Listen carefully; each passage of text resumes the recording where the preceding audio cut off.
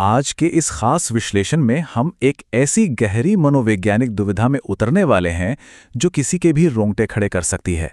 जरा सोचिए, क्या हो जब आप एक ऐसे मोड़ पर खड़े हों जहां आपके ही उसूल आपकी सबसे बड़ी चुनौती बन जाएं।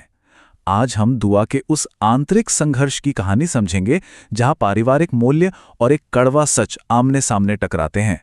मैं सिगरेट पीता हूं, पर मैं नहीं चाहता कि तुम मुझे ना बोलो। इस बात के भारीपन को जरा महसूस करके देखिए। ये कोई आम कैजुअल बातचीत नहीं है। ये वो एक चौंकाने वाला पल था जिसने दुआ की पूरी दुनिया को एक झटके में हिलाकर रख दिया। एक बिल्कुल परफेक्ट दिखने वाले रिश्ते की शुरुआत में अचानक गिरे इस बम ने सब कुछ बदल दिया। पर सवाल यह है कि आखिर हालात यहां तक पहुंचे कैसे। चलिए इस पूरी कहानी के पहले हिस्से को देखते हैं, एक अनपेक्षित और चौंकाने वाला सच। कैसे एक आदर्श रिश्ते की नींव अचानक से हिल गई। हैरानी की बात तो यह है कि पूरे एक हफ्ते तक बातचीत चलने के बाद भी दुआ ने ऋषभ से उसकी सैलरी, उसकी आदतों या उसके शौक के बारे में एक सिंगल सवाल नहीं पूछा था। क्यों? क्योंकि उसे अपने परिवार के चुनाव पर पूरा भरोसा था। एक तरह का ब्लाइंड फेथ था। उसके बड़े भाई ने ऋषभ की तारीफ कर दी थी और दुआ के लिए मतलब इतना ही काफी था। बिना कोई क्रॉस क्वेश्चन किए उसने अपने परिवार के फैसले को खुशी खुशी मान लिया था। और बस यहीं से पूरी कहानी पलट जाती है। जब दुआ ने अपनी तरफ से कुछ नहीं पूछा तो ऋषभ ने खुद ही ये राज खोल दिया। और ध्यान दीजिए, ऋषभ सिर्फ ये नहीं बताता कि वो सिगरेट पीता है, बल्कि वो एक तरह का इमोशनल प्रेशर भी डालता है। वो बताता है कि अलीगढ़ में एक लड़की उसे इसी आदत की वजह से रिजेक्ट कर चुकी है। और फिर वो बहुत क्लियरली कहता है कि वो नहीं चाहता कि दुआ उसे इस शादी के लिए मना करे। अब आप समझ रहे हैं, यहां सच्चाई तो बताई गई है, लेकिन साथ ही रिजेक्ट ना किए जाने की एक बहुत भारी मनोवैज्ञानिक शर्त भी थोप दी गई है। अब आते हैं दूसरे अहम पहलू पर, दुआ के सख्त व्यक्तिगत सिद्धांत। ऋषभ का ये सच दुआ के लिए सिर्फ एक बुरी खबर नहीं है, ये सीधे उसके वजूद पर एक हमला है। अगर हम दुआ के पास्ट को देखें ना, तो वो इस मामले में कितनी सख्त रही हैं, ये बात किसी से छुपी नहीं है। वो एक ऐसी इंसान है जो किसी को भी अपने घर में गुटखा खाकर नहीं घुसने देती थीं। सीधा मुंह पर कहती थीं कि जाओ पहले बाहर थूक कर आओ। अगर कोई रिश्तेदार घर में बीड़ी पी लेता तो वो बिना किसी झिझक के उसे बुझवा देती या उन्हें सीधा घर से बाहर जाने का रास्ता दिखा देती। शराब पीने वालों के लिए तो घर के दरवाजे परमानेंटली बंद थे। टोबैको की स्मेल तक के लिए उसके अंदर जीरो टॉलरेंस था। और पता है, दुआ की ये सख्ती कोई घमंड या ईगो नहीं था, बिल्कुल नहीं। ये बाउंड्रीज सेट करने का एक तरीका था और लोगों को उनकी बुरी आदतें छोड़ने के लिए मजबूर करने का एक प्रयास था। वो किसी भी कीमत पर अपने ही घर में अपनी आंखों के सामने लोगों को अपनी सेहत बर्बाद करते हुए नहीं देख सकती थी।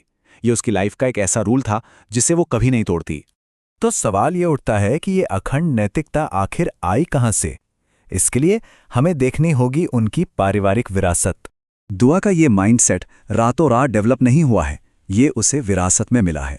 उसके पिता एक सब इंस्पेक्टर थे, लेकिन पूरी लाइफ उन्हें किसी भी तरह के नशे की कोई आदत नहीं रही। उसके बड़े भाई दिव्यकांत, जो एक आईएएस ऑफिसर हैं, उनके भी मॉरल स्टैंडर्ड्स बिल्कुल ऐसे ही हाई हैं। इस परिवार का कल्चर ही ऐसा है, गलत चीज़ों को सिरे से नकार देना और अपनी ड्यूटी पूरी ईमानदारी से निभाना। दुआ का दिमाग भी बिल्कुल इसी सांचे में ढला हुआ है। इस परिवार की ईमानदारी का लेवल क्या है, इसे समझने के लिए दुआ के भाई दिव्यकांत का एक किस्सा देखते हैं। जब वो टेलीकम्युनिकेशन डिपार्टमेंट में काम करते थे तो एक इंसान ने अपना काम जल्दी करवाने के लिए उन्हें ज़बरदस्ती रिश्वत देने की कोशिश की। जब दिव्यकांत को ये रियलाइज़ हुआ कि उनके डिपार्टमेंट में करप्शन बहुत नॉर्मल सी बात है और उनके कलीग्स भी इसे सपोर्ट करते हैं, तो पता है उन्होंने क्या किया? उन्होंने बिना पलक झपकाए तुरंत वो नौकरी ही छोड़ दी। अपनी इंटीग्रिटी से कोई समझौता नहीं किया। अब आप खुद सोचिए, ऐसे माहौल में पलकर दुआ तो बिल्कुल इसी पारिवारिक विरासत का आईना बन गई ना।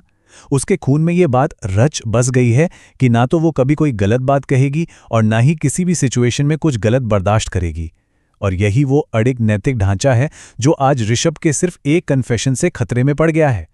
और यही चीज हमें लाती है हमारे अगले पॉइंट पर, बीता हुआ कल बनाम आज। ये सिचुएशन अब एक ऐसे भयानक विरोधाभास में बदल जाती है जो इंसान को अंदर से शून्य कर दे। यहां कॉन्ट्रास्ट देखिए कितना गहरा है।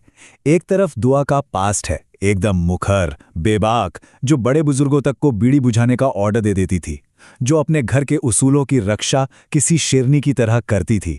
और दूसरी तरफ है आज की दुआ, जो ऋषभ की बात सुनकर पूरी तरह से पैरालाइज्ड शॉक में बैठी है, एकदम खामोश। उसे समझ ही नहीं आ रहा है कि वो रिएक्ट कैसे करे। जो लड़की कल तक दूसरों को टोकती थी, वो आज खुद पूरी तरह से सुन पड़ चुकी है। तो अब क्या होगा? अब शुरू होता है सामाजिक दबाव और आंतरिक द्वंद्व का असली मेंटल टॉर्चर। जरा इस टाइमलाइन को देखिए और समझिए कि दुआ खुद को कितने बड़े जाल में फंसा हुआ महसूस कर रही है। पहले रिश्ता आया, फिर परिवार ने खुशी खुशी अप्रूवल दे दिया और सबसे अहम बात, रोका भी हो चुका है। मतलब समाज के सामने शादी पक्की हो गई और इन सब के बाद ये सिगरेट पीने का सच सामने आता है। अब आप समझ सकते हैं कि क्यों दुआ के लिए अचानक से पीछे हटना और ना कह देना इतना आसान नहीं रह गया है। दुआ के दिमाग में इस वक्त सचमुच एक वॉर चल रही है।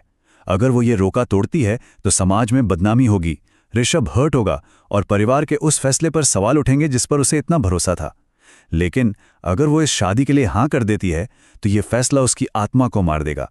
जीवन भर के लिए उसका वो एथिकल कोड टूट जाएगा जिसे उसने अपना धर्म माना है। मतलब वो दोनों ही तरफ से हार रही है। और इस पूरे मेंटल डेडलॉक में एक और बहुत बड़ी प्रॉब्लम है। दुआ कभी भी इंसानों को बदलने में विश्वास नहीं रखती। उसका मानना है कि जो इंसान जैसा है उसे वैसे ही अपनाना चाहिए। इसका सीधा सा मतलब यह है कि अगर वो ऋषभ को अपनाती है तो उसे उसकी नशे की लत के साथ ही अपनाना होगा, जो कि दुआ के लिए मनोवैज्ञानिक रूप से 100% असंभव है। वो चाहकर भी इस बात को एक्सेप्ट नहीं कर सकती और यही वजह है कि वो पूरी तरह से फ्रीज हो चुकी है।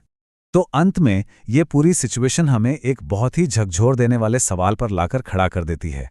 जब बात आपकी पूरी जिंदगी के फैसले की हो तो क्या जीतना चाहिए, सामाजिक मर्यादा या आपके अपने व्यक्तिगत सिद्धांत?